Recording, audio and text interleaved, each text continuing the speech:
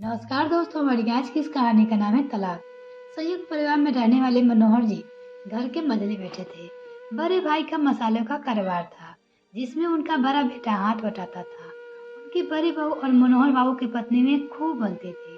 बड़े भाई की बड़ी बहू की छोटी बहन को मनोहर बाबू की धर्मपत्नी अपने इकलौते बेटे की पत्नी बनाना चाहती थी। मनोहर बाबू की माँ घर की मुखिया थी, सो उनका आज भी सिक्का चलता था। एक दिन मंदिर जाकर उन्होंने एक सुंदर सुशील लड़की को देखा। मंदिर के बाहर चोरों से दादी का बटुआ बड़ी होशियारी से चुराया था उसने। बस दादी तो फैन हो चुकी थी उसकी। घर लौटते हुए उसे छोड़ने के बहाने से उसका घर परिवार भी निरीक्षण करके आई। अगले दिन अपने मंझले बेटे मनोहर बाबू बड़े बेटे बहू के साथ जाकर शादी का रिश्ता पक्का कर आई। मनोहर बाबू की पत्नी शिखा जी के एक न चली। अपने अनुभव का हवाला देकर अपनी नाती की शादी के लिए मना लिया था उन्होंने। नई बहू का नाम किरण था। नाम के अनुरूप ससुराल में एक नई चेतना की किरण लेकर आई थी। वो पीढ़ियों से चली आ रही करतों अपने तर्कों से दूर दूर कर रही थी। परिवार में नारियों का सम्मान और महत्वाकांक्षियों को प्रवृत्ति कर रही थी किरण। जैसे रूप में सुंदर थी, वैसा ही शालीन व्यवहार था। शिखा जी अपने इकलौते बेटे को अपने हाथों से निकलते हुए नहीं देख सकती थी। अपनी पसंद की बहू लाने से कम उनका दबदबा रहता, पर सास की पसंद से आई किरण उन्हें फूटी आंख ना सुहाती। बहू को हमेशा खरी खोटी सुनाती रहती थी, साथ ही बेटे के कान भरने में नहीं चुकती थी वह।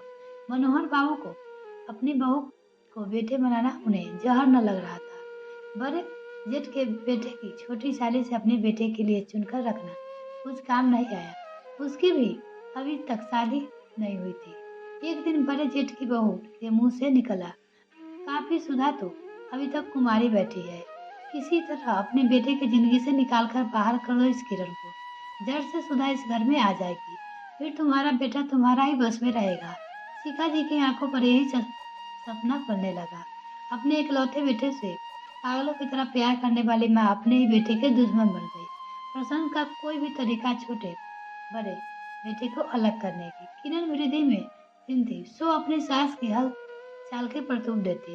बेटे और बहू को अलग करने की आड़ में जेठ बड़े बेटे घी डाल रहे थे। एक दिन जेठ की बहू अपनी बहन सुधा को लेकर आई।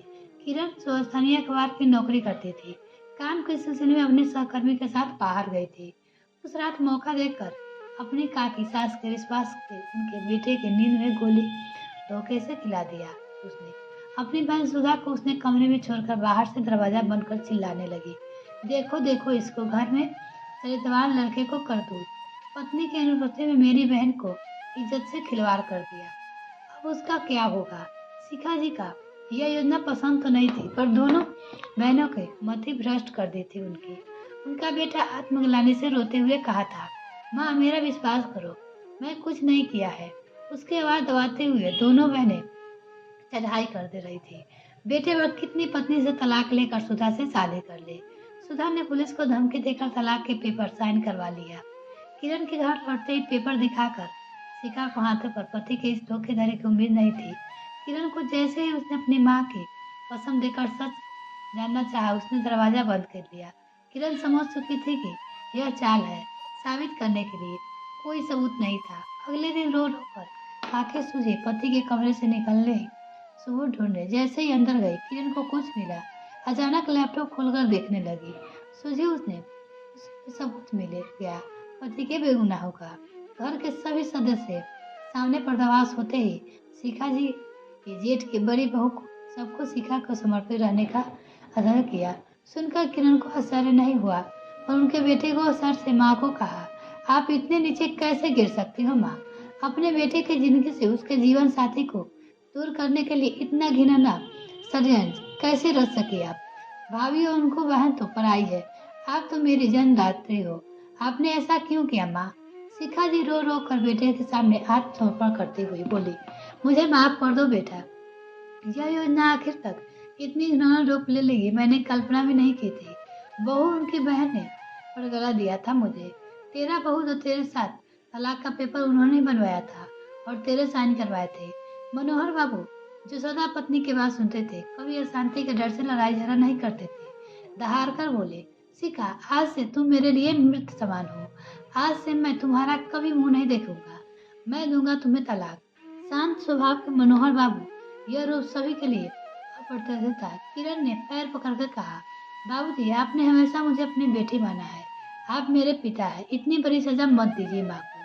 हमारा तलाक तो नहीं हुआ, फिर भी माँ की किस बात की सजा दे रहे हो आप? मनोहर बाबू ने किरण को उठाकर गले लगा कहा, बेटा, ये तलाक शब्द ही पाप है।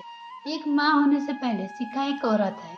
इतना बड़ा षड्यंत्र अपनी बहू के खिलाफ, यदि ये रह सकती है तो भविष्य में कुछ भी कर सकती है। निष्ठुर होकर मनोहर बाबू चुपचाप कमरे से निकल गए। अगले दिन शाम 3 बजे रजिस्ट्री ऑफिस लेकर आए डाकिया। शिखा जी के हाथ में लिफाफा खोलते हुए रूह कांप गए। मनोहर जी ने अपना कहा सच किया था। शिखा जी ने हाथों से 32 साल की गृहस्थी का पुण्य प्रताप तलाक का पेपर था। शिखा ने पैरों में गिरकर माफी मांगी। बाद में मनोहर जी ने माफ कर दी। मिलते हैं फिर नेक्स्ट फ्रेंड, तब तक के लिए bye. Thanks for watching this video. तो अगर चैनल को अभी तक सब्सक्राइब नहीं किया तो प्लीज मेरे चैनल को जल्दी से सब्सक्राइब कीजिए।